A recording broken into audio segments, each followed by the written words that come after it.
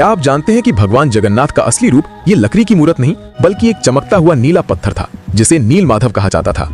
आखिर वो दिव्य पत्थर गायब कहाँ हो गया और भगवान अधूरी मूर्त में क्यों बदल गया? ये कहानी मालवा के राजा इंद्रद्युमन से शुरू होती है।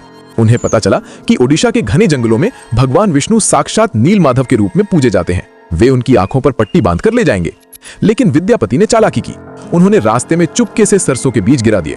कुछ दिनों बाद जब बारिश हुई तो सरसों के पौधे उगाए और विद्यापति को गुफा का रास्ता मिल गया। उसने तुरंत राजा को खबर दी। राजा इंद्रद्युम्न अपनी विशाल सेना लेकर घमंड के साथ भगवान को लेने पहुंचे, लेकिन उनके वहां पहुंचते ही नील माधव की मूर्ति हमेशा के लिए गायब हो गई। भगवान अपने भक्त विश्ववसु के साथ हुए धोखे और राजा के घमंड से नाराज थे। राजा ने रोकर माफी मांगी और अन्न जल त्याग दिया। तब आकाशवाणी हुई, मैं अब उस पत्थर के रूप में नहीं मिलूंगा, अब मैं समुद्र तट पर एक लकड़ी के लट्ठे के रूप में आऊंगा।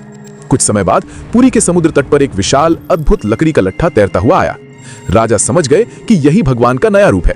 उन्होंने तुरंत आदेश दिया कि इस पवित्र लकड़ी से भगवान की मूर्ति बनाई जाए। लेकिन समस्या यह हुई कि वो कोई साधारण लकड़ी नहीं थी। जैसे ही राज्य के बड़े बड़े कारीगर उस पर छेनी हथौड़ा चलाते, उनके औजार ही टूटकर बिखर जाते। उस दिव्य लकड़ी पर खरोच तक नहीं आ रही थी।